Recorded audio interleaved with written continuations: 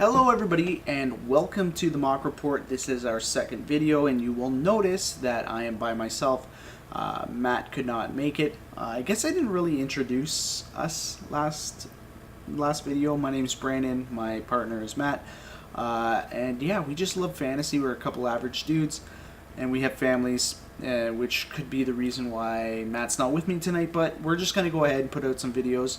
I'm going to try and rifle through it really quick to be quicker content for you guys this week, since it's not going to be as interesting just talking to myself. So without further ado, we're going to go into the week that was. We're going to look at week 4. I actually had a really good roster, and it actually turned out, after the early slate, I was money. I had Deshaun Watson, Hopkins, I had Lamar Miller. I had a lot of high-scoring players on that roster, and I had 3 left going into the late slate. And I was looking very, very promising. And I actually had Demaryius Thomas, Jared Cook, and Keenan Allen left back, so I was in a good mood until Demaryius Thomas got held to like 1 reception and like 2 yards. So it was pretty pathetic. Jared Cook, Derek Carr broke his back.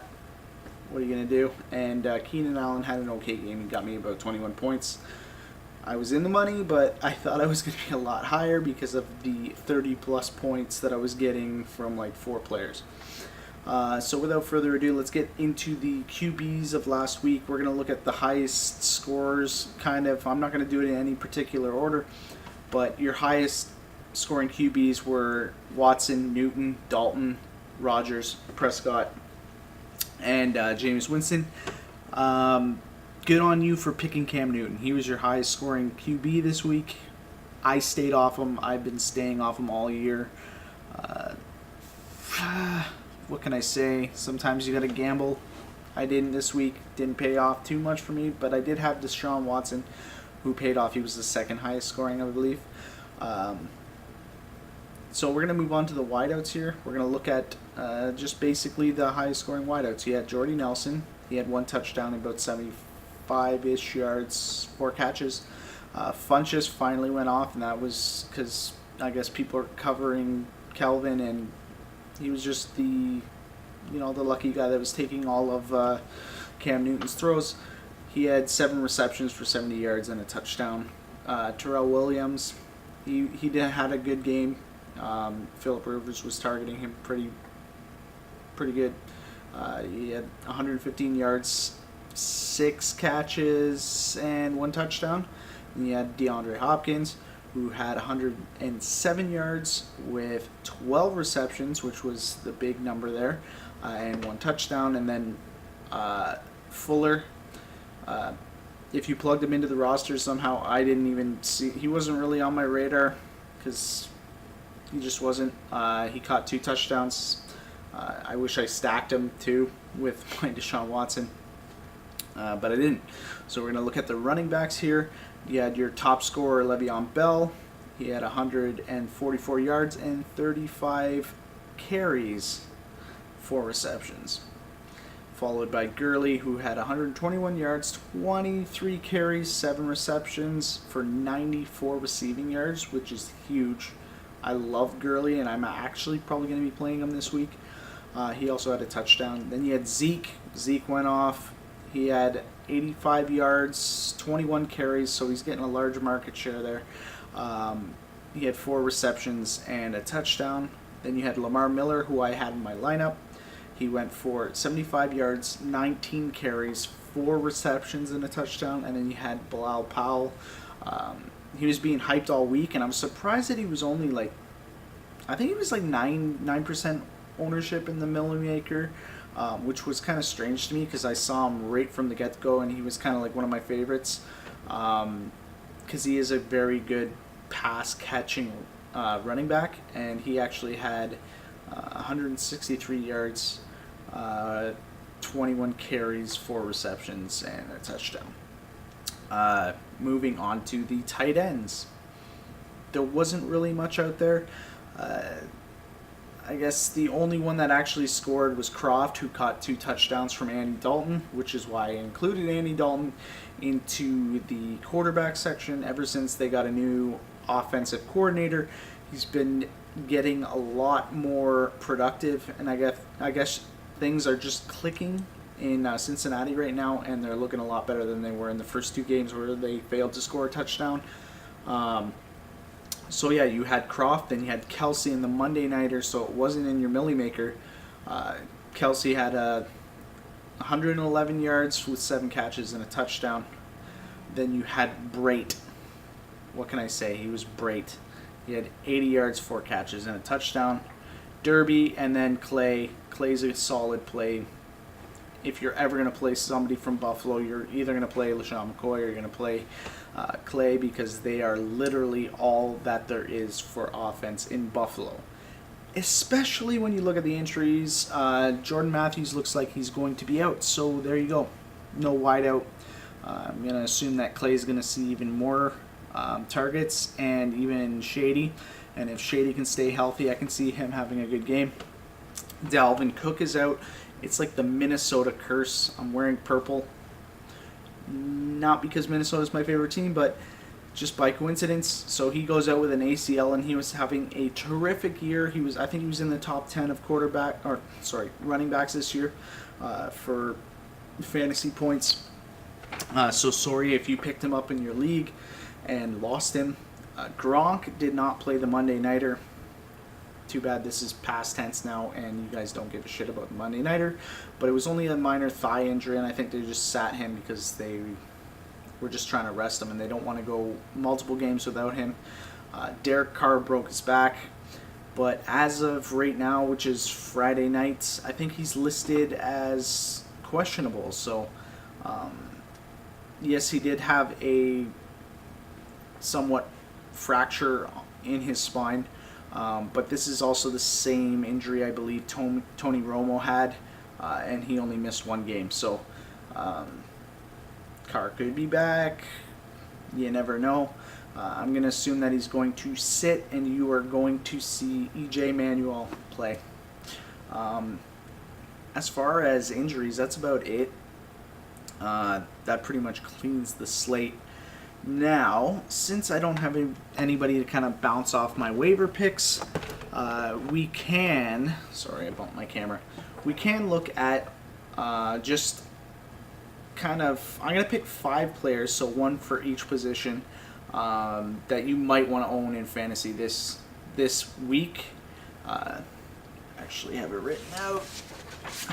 Let's see here. Not that one. This one. Okay. So 5 players that you're going to want to own in fantasy, starting with your QB. This is a week if you're playing main slate only. That's what I'm going to focus on for Millie Maker, because that's the tournament I like to play. So you're going to pick... You're either going to pay up for Rodgers. He's pretty much the only one out there that you're really going to pay up to. Or you're going to pay down to even Hoyer. Like, you're going to play some pretty unorthodox quarterbacks this week, I'm going to say, but my pick for this week would be Aaron Rodgers. I think I'm going to pay up for him. I might be one of the few to pay up for him because there's so much more that you can do if you don't have to spend your salary on him. Moving on to the wideouts. You know what? I think I'm going to stack with Rodgers. I'm going to pick Cobb because he gives you a little bit more space since you had to pay up for Rodgers, and obviously Jordy Nelson's a good pick, and even Geronimo Allison's pretty great. But I'm gonna pick Cobb. I'm gonna stack him with Rodgers. That's my quarterback and wideout pick for this week. On to running backs. I'm gonna pick Le'Veon Bell. He's got the best matchup this weekend. He's coming off a beast week already. I can see him having a repeat. He's very expensive now. His price shot up. He's at the top of the running backs. And, if you feel like you can make room in your roster for him, go ahead. As for the tight end position, my pick is Austin Seferian-Jenkins because tight ends kill Cleveland, and that's just a fact. So pick him up. He'll probably be low-owned. If he's not low-owned, he's cheap. So you have space on your roster or some extra salary to play with. And as for a defense, I'm going to say the Eagles, not because I'm an Eagles fan, but simply because Carson Palmer really sucks under pressure, and the Eagles have a good pass rush. Not to say that their secondary is the greatest.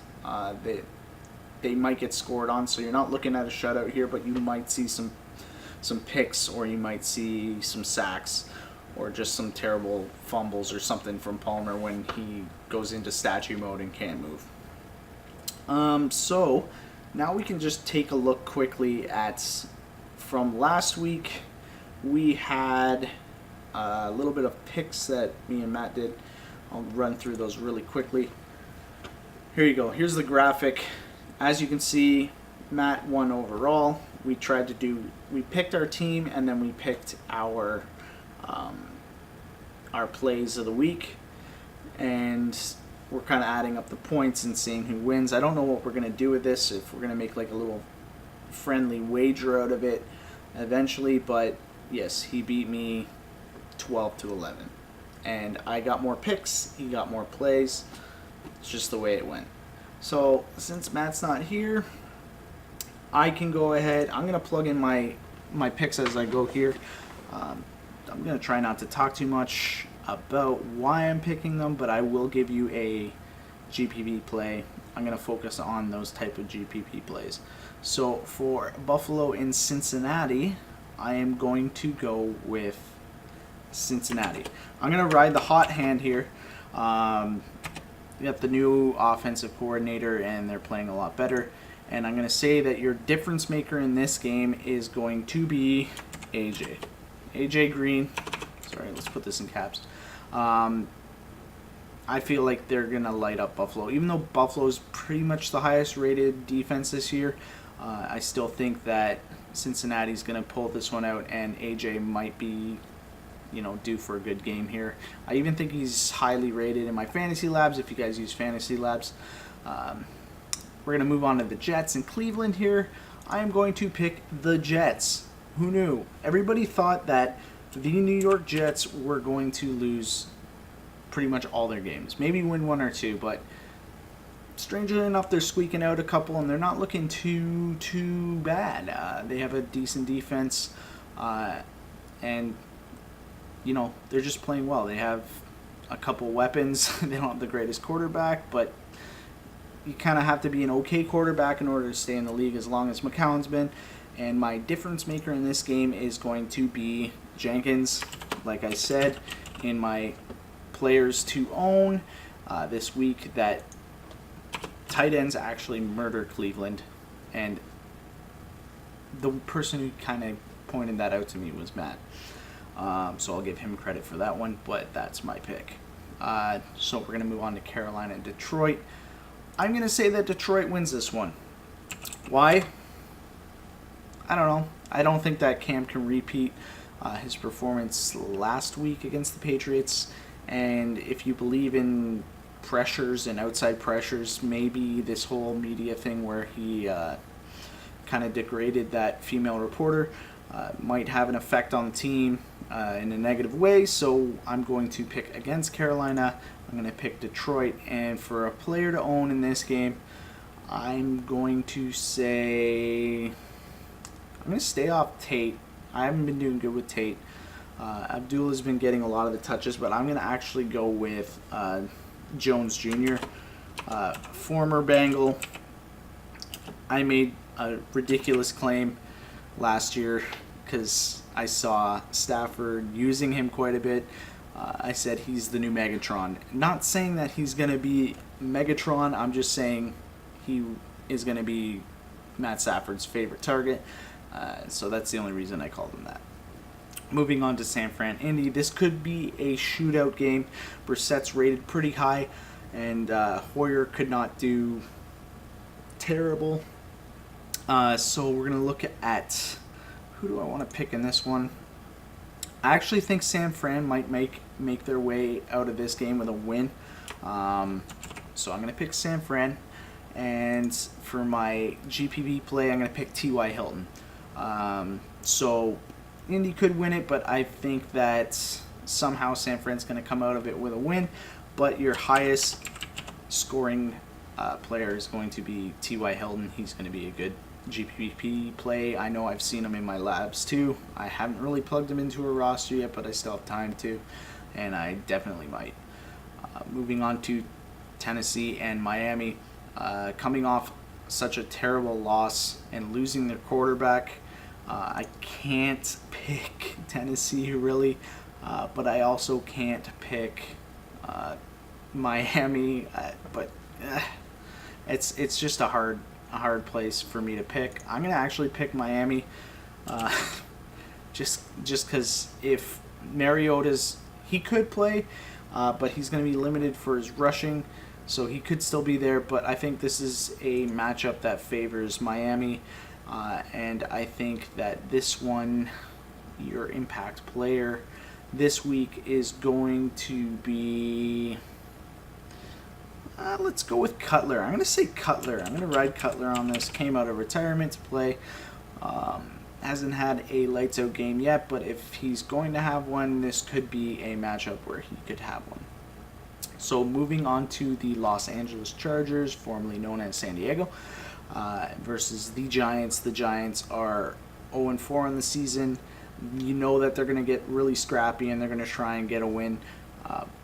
But Phillip Rivers has been close. He's not playing too terrible. He's getting a lot of yardage. So I'm going to go ahead and say that the Chargers win this. They're both 0-4 teams. And I believe the Chargers are on the road. I'm not 100% sure.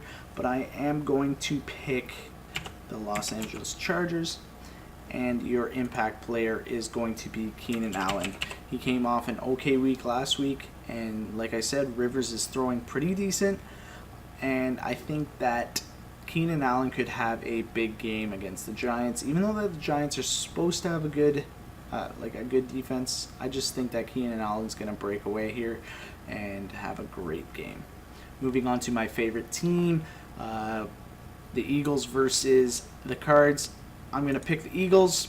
They're playing really well this year, so we're going to go with the Eagles. And for my impact player, I'm going to say their defense.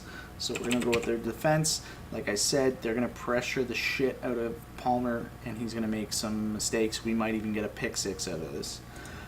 Coming to the matchup where everybody assumes they're going to score the most points. Even though Jacksonville has a decent D, Pittsburgh's at home here. Antonio Brown can always have a great game.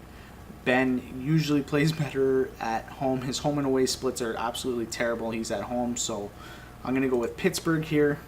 Despite how good Jacksonville's looked this year, I'm going to pick Pittsburgh, and I'm going to pick Le'Veon Bell. Like I said earlier, he's got a great matchup here. Who knows, they could burn you just because it looks so good, and everybody's going to be on him. But if he goes off again and you're not on him, you might be out $1 million. So you might want to plug him into your roster and build around him. We're going to move on to Seattle and the Rams. Now, I'm going to pick the Rams in this one. I'm just going to go off right there and say that I'm going to pick the Rams. The reason being is Seattle doesn't look like they have their heads in the game lately. They're kind of, I don't know, a bit lackluster, and their offensive line is terrible. So this is going to be my Rams, and you're going to pick Gurley. You're not going to pick Goff. You're not going to pick any receivers. Cooper Kupp's a decent pick, but I'm going to say that you're going to pick Gurley here. He's going to go off for a big play. He's expensive as well. I think he's in the top 3 for salary. But he, like I said, he did last week had 94 yards and 7 receptions. That's just for receiving yards. 94 receiving yards. He almost hit the double with the 100-point bonus for rushing and 100-point bonus for receiving yards. So he might be a play here, especially since Seattle's got a terrible offensive line, and you can bet if they get into the red zone that they are going to score. I believe that they're most efficient in the red zone this year, so that's kind of weird to see. The Rams with Jared Goff, who's taken a step forward from last year, and I'm going to say that Gurley's going to go off huge this week. On to Baltimore and Oakland. Baltimore looks terrible. Oakland, it's so hard to pick here. Derek Carr went out with a broken back. Could play this week. Probably not going to play. I feel bad, but I'm going to pick Baltimore. I feel stupid doing it, but they're due for a win. There's not much else to say there. And this has to be a game. If they're going to win, Flacco could have a good game, but I think that this is going to be the game that... let's go with Macklin. Macklin's going to go off. He's a decent pick here. He's in your mid-range salary hit, so you can plug him in if you have some high-end receivers or throw him in a flex. Like, he could be a good play there. It's so hard to say. All I can say is that Wallace hasn't shown any promise. I mean, he scored a touchdown, but I still think that Macklin's looked better this year. So I'm going to go with Macklin, and my pick is Baltimore for that game. On to Green Bay and Dallas. Two very, very popular teams. Despite the Eagles being my favorite team, my favorite player is Aaron Rodgers. So I'm going to go ahead and say that the Pack wins this game, and it is on the back of Aaron Rodgers, who has been known to carry this team and just have big games. Dallas's D isn't looking very good.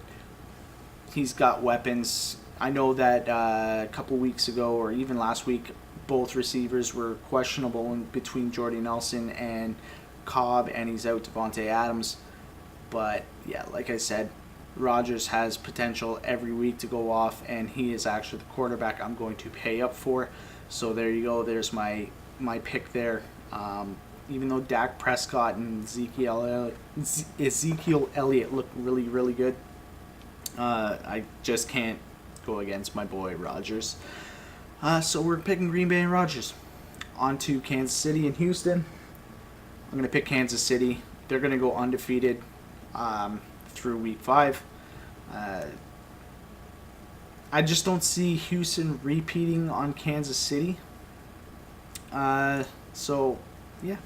We're going to go Kansas City, and I got to pick Kelsey in this matchup because I like playing Kelsey. He's pretty fun to watch. He's a big dude, great hands, and he's a very trusty target for Alex Smith. Alex Smith likes him a lot, so he'll see a lot of targets and hopefully get 2 touchdowns, so he's going to be my impact player, and Kansas City's my pick. And lastly, between Minnesota and Chicago, Chicago has come out and said that they are going to start their rookie quarterback. Now, most Chicago fans have been waiting for this, and why the hell not?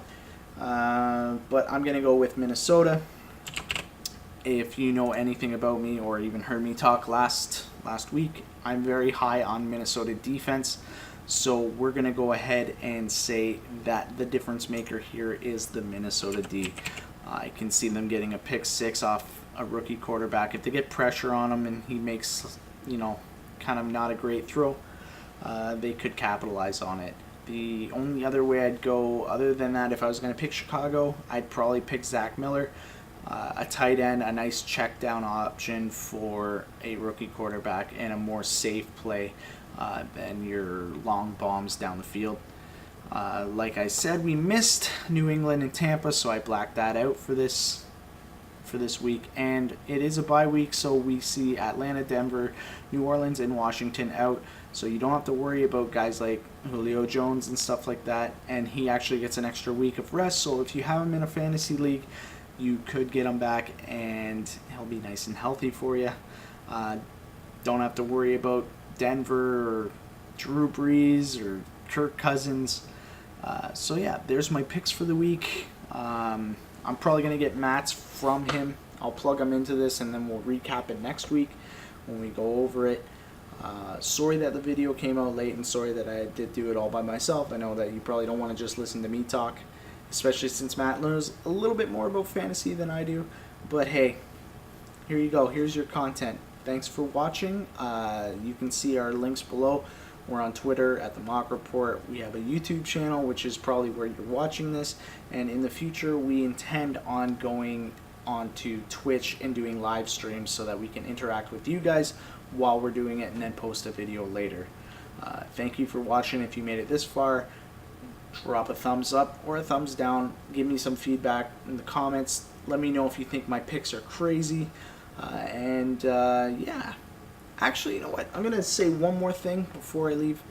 We're going to do a new feature. We're going to call it Pick a Pick 6, and it's going to be another little friendly wager, kind of like our picks, except we have to pick a defense to get a pick 6, and then I don't know what else we're going to give each other. So Pick a Pick 6. My pick 6 this week is going to be Eagles D on Carson Palmer. Anyways, thank you very much for watching. I had a blast. I'll see you guys next week.